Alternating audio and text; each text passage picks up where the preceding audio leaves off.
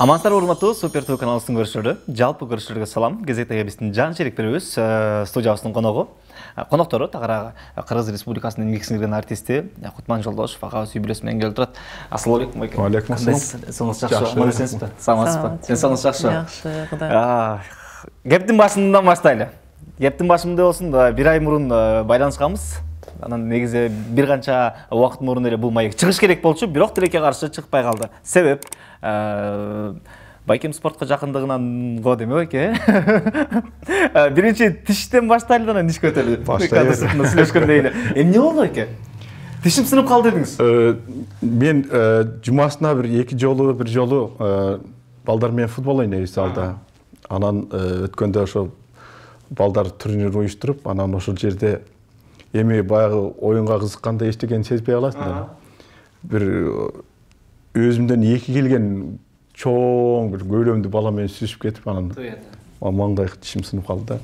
Топ тийген жок, сүзүп кеттиңиз? Жок, сүзүп кеттим кадимкидей эле. Ал мындай сөөктү экен да, ага чейин эле айтып аткам, сен корпусуң что-то опасный экен мага. Мындай улам мага неме айтып аткан да анан. Бирок болбой эле анан акыры келип туруп ошо тишке неме кылды да. Ошонун себептен сага баягы кечигип келгениңиз ошондой болду да. Бирок шылтоо менен бара албай жүргөн, дарыланбай жүргөн тиштерди дарылатып, салдырбаган тиштерди салдырып алдым. Азыр баары жакшы. Кудайга шүгүр азыр. Камерага алып рахмат чындыгында. Куш келипсиздер студияга. Көргөнүңүзгө кубанычтабыз. Анан сөзсүз түрдө кептин башын мындан баштайлы, бир сүйүнүчтүү кабардан баштайлы. Анткени себеби президенттин жарлыгы менен баягы бир канча чыгармачыл инсандар эмгек сиңирген эл артисттин наамдарын алышты. Ошолордун катарында агамда сиз дагы Кыргыз Республикасынын эмгек сиңирген артисти деген наамды алдыңыз. Куттуктайм. Куттуктайм. Татыктуу болду окшойт да.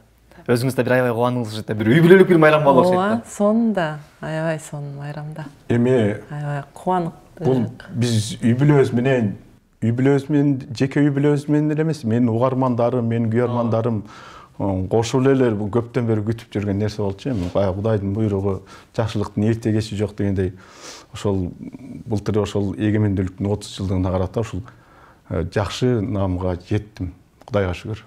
Жай келе жатат. Эс алуу, жаңы жаркын окуялар. Балким смартфонду жаңыртууга кез келдиби? Же жөн гана жаңы нерсени каалайсыңбы? Муну уюштуруу оңой. Каалаган Текна же Infinix смартфонун сатып аласың, же 600 сомдон башталган бөлүп төлөөнү таризде 1000 сом кэшбэкке ээ бол. Кандай гана пайдалуу. Сени Остордун бардык дүкөндөрүнө күтөбүз. Сага смартфон керекпи? Анда сага Остор керек. Келиңиздер эми. Бүгүнкү берүүбүздүн алкагында, жан шерик берүүбүздүн алкагында качан таанышып, азыркы күнгө чейинки биз сиздердин басып өткөн жолуңуздарды баарлашабыз, сүйлөшөбүз, кеп башынан болсун. Ошол жыл кайсы жыл эле, эмне болгон жыл эле, кыш беле, жай беле, күз беле, алгачкы таанышкан күн? Биз Назир экөөбүз таанышканда 1995-жыл май айлары болуш керек, май. Эми жакшы мезгил болчу да, ушундай жакшы мезгил болчу. Анан менен баягы жумуш бизде обычно ошол түштөн кийин башталат. Мен анда Жалал Абадта филармонияда иштечимин. Ошо түшкө чейин бир аз эс алып алайын деп, түнкүсүн кечинде баягы тойлор барабыз. Анан эс алып алайын деп уктап атсам, менин досторум келди, ушундай. Мен агайым болчу өзүчү. Ошо техникумда сабак берген агайым болчу. Анан кийин чогуу иштеп анан үй бүлөлүк катташыбыз бар азырга чейин. Анан ошол айтып калды. Мен ойготупчу. Мен досумдун барып келдим. Балдыз келиптир, барып көрүп келбейсиң. Хата. Бизге жакты, сага да жагат болуш керек деп. Анан кийин мен анча деле көңүл бурган жокмун деп. Анан мага аябай неме кылышты, жүрөм барып келели деп. Анан кечинде бардык. Анан кечинде эмес, күндүз бардык, күндүз бардык. Булар түшкү тамакты ичип аткан экен. Анан көрдүм, көрүп эле сразу дегенде эле жакты мага. Анан Бүттү дедиңиз. Эми отурам да акырын көздү аяк бияка карап коюп, кылган жумушун карап, сынап отурдум. Анан карасам салат даярдап отурам. Бадыраңдар тим эле шакылдатып туруп атат. Помидорлордун демек үй ишине жакшы экен деп отурдум. Аккордеон таап, ырдап ал жерде. Таң аткыча ырдап, болушунча эми жаңыга аракет кылдым да. Анан көндүрдүк. Өзү Москвадан жаңы эле келген экен. Анан Москвадан келип, анан Ошо ата-энеси ушу Жалал Абадта эжесинен барып кабар алып келип көптөн бери дайын жок болуп атат. Кат кабар жок, азыркыдай сотка жок да анан. Ошо эжесин менен жездесин мен кабар алганы келген экен Жалал Абадка. Сиз издеп баргандай эле барган экен. Кудайдын буйругу да. Кудай жөнөтүп атпайбы. Анан ошентип буну көндүрүп Жалал Абадка калтырып. Дароо эле калтырдыңарбы? Жок, сүйлөшүп атабыз, калтыр биз менен иштеп филармонияга өз дагы ырды айт экен, үнүн укканда айттык да, сен ырдасаң болот, филармонияга иштесең болот деп анан көндүрдүк. Анан бул айтты, эми мен үйгө барып ата-энем менен кеңешип көрөйүн. Ата-энем не десе ошого карап туруп иш кылайлы. Анан барып анан көндүрүп келдиң окшойт да. Канча бир 4 күн жүрдүм. Уже мен 5-күнү кетмекмин да, өзүм расчетум боюнча. Анан эле суббота или пятница эле үйгө ошол жестемдин группалаштары экен, тоже чогуу окушкан да булар Ошто. Эжем да музыкант да, менчи жестем деле музыкант. Анан эме болуп калды, коноктор келет деп калды. Анан ошол Советбек байке деп ошол да ортого түшкөн, Советбек байке. Анан мен жестем аты Абдуали, балдызыңды бизге бербейсиңби деп эле эметип калды да, биз эме кылалы. Нар жактан беширип койгонбуз да. Даярдап жөнөттүңөр да. Кутманды эметип эле баягы көрсө Кутманга чоттоп аттыр да меничи. Анан мен мага айтып калды тиги сыйкат жестем дагы, анан эжем да жакшы бала экен, тиги бу деп эле мен уже мээм чиритип башташтан жок деп атам да, жок эй, мага эчтекени угузбагыла, мен кетишим керек, тиги бу десем такыр болушпайт. Анан жок деп такыр болбойт. Булар болсо такыр эле кетпей койду үйдөнчү. Анан деп анан качып кетсемби деп коем. Сен Кутманга тиймейинчи дейт. Уже мен уже мындай эле сүйлөп баштадым. Сен Кутманга тиймейинчи, биздин Кутман мындай тигиндей золотой диплом менен бүткөн, анан мындай бала, аты чыккан, даңкы чыккан жакшы бала. Ошол кезде эле эме экен да, көрсө ырдач экен. Анан Жалал Абадтын популярный деп өздөрүндө группасы болгон экен, Жогасың дейби, ошондой группалар болгон экен. А сен Кутманга тийбесең болбойт, сенин каныңды ичебиз, тиги бу деп эле мага уже коркутуп үркүтүп эле башташты да. Сен жок кетпейсиң, сени алып калабыз, тиги бу деп эле. Анан мен жаман көрөм да, урушам, алар мен кадимкидей урушуп кетип аттым да. Анан кийин ошентип жүрүп акыры эме кылышты, мени макул кылышты го дейм. Мындай мага келди дагы, анан Кандайсың? Кандайсың деп, атың ким деп, меничи. Атын сурап, карап, эметип коет. Мен ошол эсимде, эме рубашкаң эме болчу, цвети. Рубашка кийген экенсиң. Рубашкамда жынсы үстүнө кийип алган экен, жынсы. Сиреневый цвет болуш керек. Иши бир жаштакай рубашка кийип алыптыр. Шымдагы немеси дагы. Ачык цвет экен да рубашкасы, азыр эсимде. Жаныма келип, бирок анан Кутман сары бала экен. Сары, көзү мында. Сары эле бала экен да, карап, бой кичинекей экен депчи. Мен ал кезде боюм узун болчу да, мындан да узун болчу да, кийин чөгүп кеттим. Бой кичинекей экен да, карап, арык чырай, мындай толук деле эмес экен, арык чырай бала экен. Арык чырай, анан карап койдум, анан жок деп атам да, сөрөм да, чечименчи, жок деп атам, анан келип, уже жаныма эметип, анан ошол кезде ага чейин аккордеон деле ойнобочу экен, ошол кезде аккордеон ойноп баштаптыр да, мага жагат. Бирок үнү ошондо эметсем, үнү жакты да. Үнүн жактырып калдым, үнү жакшы экен. Анан өзүмчө эле эми биякты деле билбейм, менчи Бишкекте деле анча деле эме кылган эмесмин, сразу эле Москвага кеткем да, 11-де бүтүп эле. Анан айтып коем, бул эми чоң жакка барса жакшы өсмөк экен деп коем да. Бул шаарга барса деп, ушундай эле ошондой эле ой кетти да, ошондой мендечи. Анан экөөбүз ошентип анан мага жакындап баштады, бул күндөн күнгө эле жакындап. Мен болсо уже пландарым да артка кетти. Таанышып, эметип калдык. Не деп сөз баштаганым эсимде жок, негизиненчи, бирок көбүнчөсү ушу ырдап. Атын кийим деген. Ырдап жагынганга аракет кылгам да менчи. Анан буну Назиранын өзүн ырдатып, ырдаганын угуп алып, анан бизге да жагып калды. Анан ошол бир жагы бизге жанагы жумушка киргизгенге ошол неме болду да, түрткү болду. Себеп. Назира ошол жагынан дагы баягы бизге ынанган ошонон. Бул нике кайып деген бул ошо Кудай буйруса ушундай экен да, өзүң күтүлбөгөн жерден кимди аларыңды билбей ошол эгер Кудай нар жагынан буйруп койсо ошондой болот экен да. Бул мен жетип уктап түшүмө кирген эмес, Каракөлдөн үйлөнөм депчи. Мен деле да. Каракөл токтолуп каерде экенин деле билчү эмесмин. Өзү Жалал Абадтан бери бир күндүнөн ашкан эмесмин өзүчү. Мен Бишкекке келип кеткем го, бирок поезд менен жанагындай самолет менен келип кеткем да ага чейин. Бирок неме Ташкөмүрдү, Каракөл, Токтогул дегенди мен өмүрүмдө көргөн эмесмин. Кудайдын буйругу менен Каракөлдөн үйрөнүп калбадым. Анан таанышып калдык, анан ошондо деле мен көнбөй жүрдүм. Көнбөй өзүмчө анан каяктан эме кылдым деп көнбөй эмеде жүрөбүз да, анан мени минтип атышып жумушка алышты. Булар калып кеттиңизби сиз ошол? Калып кеттим, анан калбайын десем, жок десем, мындай ачыгын айтканда ыйлады байке. Ыйлады да көз жашын көрүп. Мен ошондо ушунчалык боор керек эм да. Анан боорум ачып кетти кайрачы. Мен эмнеге ушундай баланы ыйлатып атам деп кайра өзүм эме кылып ыйлады. Анан ууп калдым, жалгыз кайненем бар экен. Кийин эме кылып жүргөндө кайненем дагы келди, ошондо раматылык болуп кеткен кайненем дагы келди. Мындай улуу эле киши экен да. Балам, кичинекей балам, ушундай деп мени эме сүйлөшкөнү келиптир көрсөм агачы.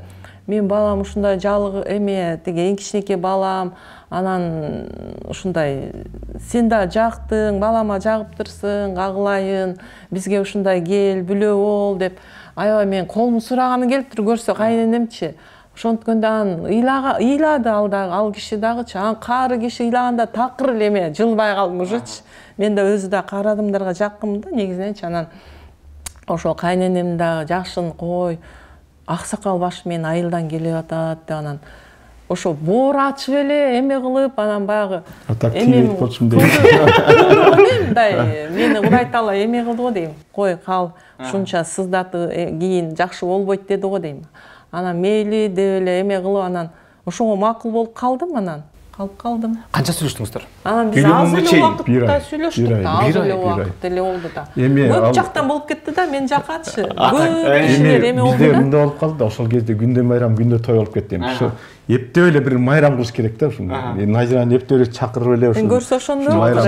Ошо майрамды кичине баягы, муну кичине сепетип койчумун да. Бир 50 грамм, 100 грамм киргенден кийин анан кандай ыйлаганын өзүн да билбей каласың ошондо. Ушунчалык эме кылып ыйлагандан эме кылдым. Мейли деп анан баарын жештирип, эме кылып калдым. Анан кийин турмушка чыкканда ал жактан мага эме кылышып, аябай уктум. Сен эмнеге мындай кылдың, калып кеттиң тиги бу деп, бирок бардык эле. Үй бүлөңүз кандай кабыл алды? Сиз жөн эле эжеңиздин ден соолугун сураганда эле баргансыз да? Үй бүлөм деле туура кабыл алат да. Мен ал кезде мен деле байланыш жок болсо 23-төн ашып калган кыз болчумун да, 23-төн ашып калган кыз болчумун. Анан эми алар тийсин дейт да. Любой жака тийсин дейт да алар. Макул эле болду. Атам аябай сүйүнгөн. Азыркыга чейин менин кутманым деп эркелетет. Нике кыйдырып үйлөнгөндөн кийин менин ата-энем, менин бир туугандарым Каракөлгө кетишти. Биз ушундай куда болуп калдык. Бизде кыз бар экен, бизде бала бар экен деп анан мен сарсанаа болуп атам да, кандай болуп кетет деп, кандай кабыл алышат деп. Анан кийин эртеси келишти, аябай мындай кубанычтуу келишти. Жакты, кайнатаңдар да, кайнеңдер да бизди жакшы кабыл алышты. Өзүнчө эле аякта өзүнчө майрам болуп кеттир. Бир кошуналар менен кошулуп эле ушинтип Назира турмушка чыгыптыр деп эле анан. Мен алып калышты ошентип. Мен Москвам да калды, башкам да калды. Жакшы, Кудайга шүгүр ошентип. Бул Кудайдын буйругу да. Той кандай өттү? Тойду биз ошондо биз май, июндарда үйлөнгөн болсок, тойду биз күзүндө өтүп бердик. Октябрларда болду. Күзүндө өтүп бердик. Азыр эми ошол кээде балдарга архив кылып калтырып коебуз да, көрсөтөбүз. Анан чындап эле эжең менден бир топ узун болчу, анын үстүнө мындай неме шиш така кийип алган экен. Мен калпак кийгенде дагы ошондо ушунчадан неме сүрөт бар да. Мен өмүрүмдө калпак кийчү эмесмин. Ошондо эми баягы боюз кичине неме теңирээк болсун деп калпак кийип алгам. Азыр мындай сүрөттөн карасаң, уже ито калпактан ашып турат да. Бакай калпак кийсең сонун болот экен да. Ким кызганчаак? Экөөбүз тең эле. Мен мурун неме этчү эмесмин, азыр көбүрөөк кызгана баштадым да. Эмнеге? Өзүмө да таң калам кээде. Эч жака жөнөтпөй атат го. Мурда кетип калчумун эле билбейм. Мурун эжең ушундай болчу. Алмаштыңарбы азыр? Азыр ушундай алмашып калыптыр да. Жок, мен деле эме кылбайм. Мындай да, негизинен техникумдун кыздарын баарын караткан бала экен да, негизиненчи. Негизинен ошондой экен. Техникумдун кыздары баары ашык болгон экен бул балагачы, Котманга. Ошо мен тием деп очередте жүргөн кыздар толтура экен. Аябайчы. Эми ошо Советбектер неметип калса керектир. Кийин уктум да. Реклама окumuş болгондо. Абишалар куш делингени. Кийин биз ошо үйлөнгөндө кээ бир чычалап да жүрүптүр, көрсө. Иштери тарып, чычалашып, ушундай алып алды, бизди карабай кетти деген сөздөр болуптур да. Техникумдун кыздары толтура экен аябай. Ошо ошондон 11 класты бүттүр эле. 11 класты бүттүр эле кетсеңиз Россияга. Анан аякта бир канча жыл жүргөн болсоңуз, анан мындай орус келин болгон турбайсызбы сиздин керек алып эле. Мен ооба. Үй каттарына кандай болдум? Айылга биринчи ошол айылга барганда эки жакты карап, эсим ооп, мен дагычы айылга бардым да, эми өзгөнгө бардым. Барганда өмүрүндө кийбеген эме мондой көйнөктөрдү кийдим, жоолуктар салынды, мындай эмелерди кийгем. Дамбал. Кандай кийгизип койшот экен. Түштө жан келген келинге дамбал кийгизет да, дамбал деп атат жанагы. Билбейм, ошолордун баарын кийдим, кадимкидей эле анан жүрдүм. Бирок мен айылга кичинекей эмес шаарда чоңойгом да, Кара Көлдө, шаарда. Шаарда анан көнбөйт экем. Азыркыга чейин деле көнбөйм айылгачы. Эмнегедир? Учурда 4 балаңыздар бар, Ооба. Бирөөсүн узаттыңыздарга. Бир кыз бир кыз. Анан 3 уулубуз бар. Негизи аябай жашыга окшойсуз да байке, мындай бир эмоция калтырып турасыз, мындай көзүңүздөн да жаш агып кетет окшойт да. Баягы интернет булактарында, YouTube'да бир кызыңызды узатып атканда кыска видеолор бар экен. Менин өзү бир эле кызым бар, анан мен бир туугандарым бар болчу да. Ошо сен Мирка биз турмушка чыкканда монтип бийлейбиз, монтип ырдайбыз, жакшы тоюн өткөрөбүз деп ошо ниет кылып ошол өтүп кетишти, ошолорду эстеп анан. Көбүрөөк жашаганым ошол да. Кайнэжем да өтүп кетти да, кайнэжем дагы сонун жүрүп эле кайнэжем, анан кайнагам бар эле, ал да сонун адам эле, ал дагы аркасынан кайненем дагы ушинтип мындай бир жылда эле баары эметип кетишти да, бир-эки жылдын арасында эле. Анан ошого дагы бошонуп кетет да байкеңер. Көрүп калса болмок экен, сезип калса болмок экен деп бир жүрөгүңүздө так бар экен андай. Ошо, хотя ошо кайненем мейли 90 канчага чыкты. Ушу кайнэжем менен кайнагам ошолор эметсе болмок деп ушунда эме алат да. Көрсө болмок депчи. Кайнэжем деле медиктин адамдары болчу, медицинский жактан болчу да. Акушер эме болчу, врач. Ошол эми ошондой экен да тагдыр. Анан ошолорду эстеп ошондон кийин ушундай болуп калды да, дагычы. Анан так жакшы эле көңүлүм көтөргөнгө аракет кылам. Эркелеп турасыз. Эркелеп турам, кадимкидей элечи. Көңүлүнө карап турам, көңүлүн оорутпайм. Каалаган нерсеси барат, келет, каалаган жагына. Футболго барат, концерттерден калбайт. Бар деп турам мен, эчтекеден калба. Булар чогулуп баняга да кылышат дагы, чыгармачыл адамдар, тамадаларчылар. Ошол жакка да бар дейм. Аяка да өзүм группага киреле деп атып коштур. Бар эле, бар да. Эч эме кылбайм да, барат любой жакка эле. А мен кызганбайм. Кызгансам деле чеги бар да анынчы. Мейли деп эле жооп берем бардыгына эле. Алдын эле өзүм баарын даярдап, сумкасын даярдап, кийимин даярдап бар деп жөнөтөм. Балдардын темасында бир аз токтолуп ойлойм. Учурда кичүүсү канча, улуусу турмуш жолун узаган болсо, ким менен алек? Окууларың бүттүбү? Андан кийинки балабыз Атай азыр 24-тө, ошо юридический жакты бүттү. Анан эми азыр убактынча өзүнүн мындай жеке жумуш менен алектенип жүрөт, өзүнүн кесиби боюнча иштеген жок. Андан кийинки балабыз Арлен 18-ге чыкты, азыр баягы качты. Азыр IT-де окутат да. IT-де окутат ошо. Программистке жакыныраак экен, ошо окутат. Английскийде жакшы сүйлөйт. Эң кийин жебиз азыр 5-ге чыкты жакында. Ого. 5-ге чыкты, ошол Байкеңе 50 жашына подарок кылдым аны. 45 жашта төрөдүм. 51-ге чыкканда көрдүм ошол баламды.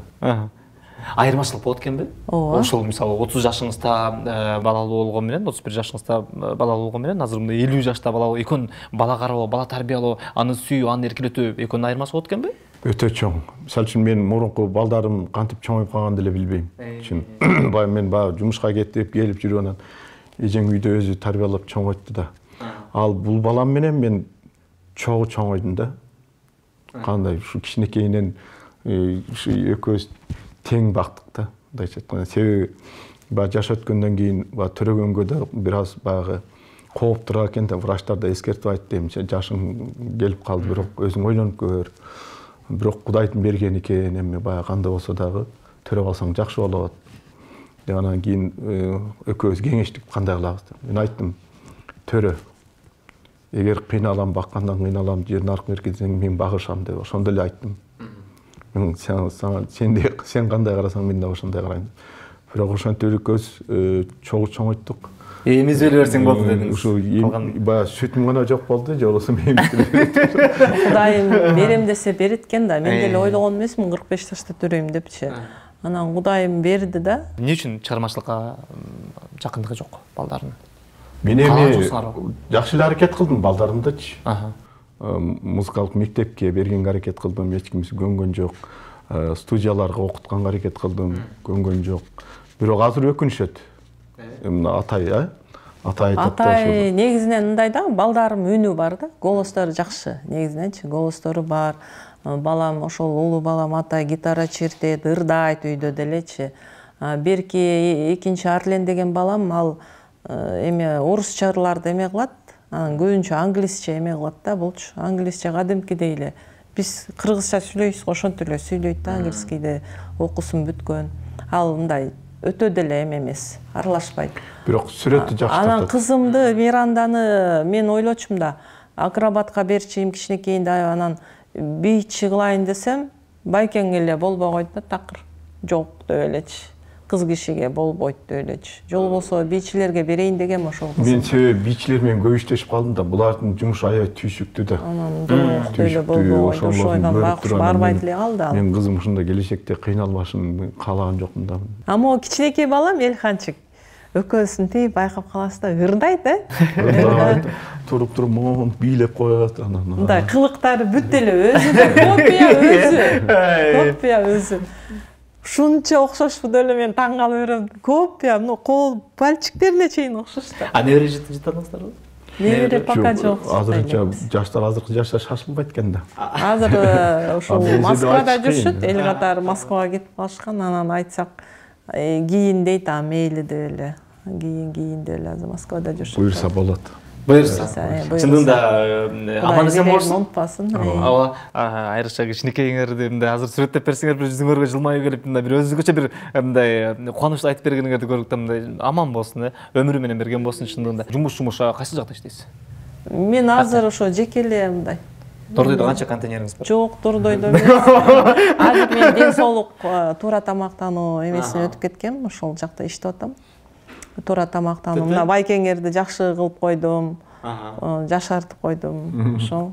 Ырчы деп башында филармонияга жумушка кирип деп анын баары айтылып атты. Анан азыркы учурда болбой эле кайра чыгармачылыктан алыстап кеткен турбайсызбы анда?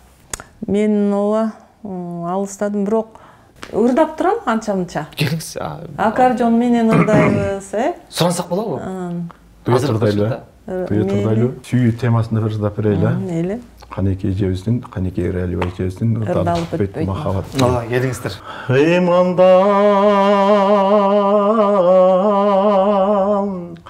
дидим тазарат, Ырлардан көңүл жашарат,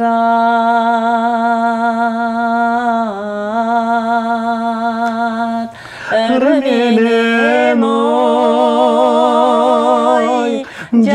жашап түбөлүгө,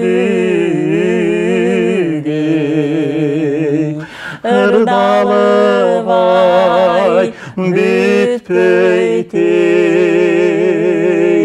махаббат,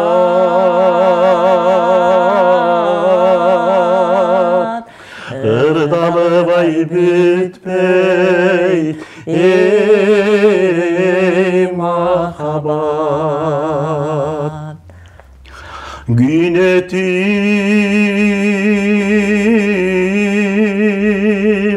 tursa sapar var. Gülgün jaş gelbeyt katarga.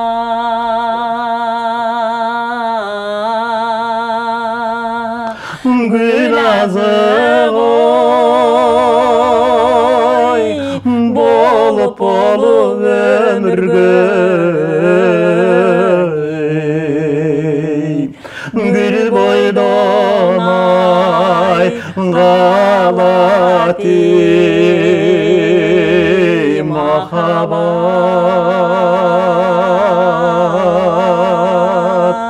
Gül boydan ey habat ey mahabat. Hırmenen oy yaşap yaşap tübeligi. Hırdalı vay bitpeyti mahabat. Hırdalı vay bitpeyti ey mahabat. Hırdalı vay bitpeyti ey mahabat.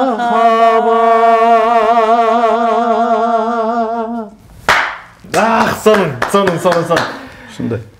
Махабат ырларыңыздар эч качан түгөнбесин чындыгында. Рахмат. Бар болуңуздар, аман болуңуздар. Бүгүнкү Рахмат. маек куруп бергениңиздерге өткөн кеткенде эстеп берип мына өзүңүздөргө да бир жагымдуу болгон болуш керек мындай. Аябай сонун. Чоң рахмат сиздерге келип бергениңиздерге. Рахмат силерге да рахмат. Жалпы көрүшчүлөргө, жалпы кыргыз элибизге бир сиздердин каалоо тилегиңиздер менен жыйынтайын. Эми эң негизгиси эли журтубузга тынччылык, аманчылык каалайлы, рызкы береке болсун. Элибизде ар кандай жамандыктардан, бөөдө кырсыктардан, ар кандай апааттардан, агын соолордон, тийсиз жоодон, ушундай беажал өлүмдөн, атышуу, согушуулардан сактасын. Ар бир үйдө рызкы береке болсун, ынтымак, биримдик болсун. Ушундай укканыңыздар жакшынакай ыр болсун.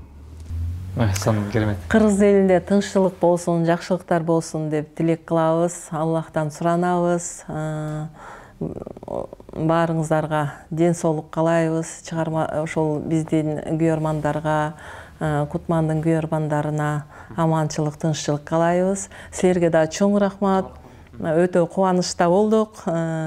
Качанкы нерселерибизди эстедик. Жакшы, силерге да чоң рахмат иштериңерге. Дайым иштериңер жүрүшө берсин, ден соолук болсун. Чыгармачылык ийгилик болсун силерге. Чыгармачылык ийгилик. Чоң рахмат байке. Аман болуңуздар. Ыраазычылык билдирип келип бергениңиздерге бар болуңуздар. Рахмат. Мына ушинтип урматтуу Супер ТВ каналыбыздын көрүүчүлөрү, кезектеги биздин жан серик берүүбүз соңуна чыгат. Кийинки берүүдөн көрүшкөнчө аман эсен туруңуздар.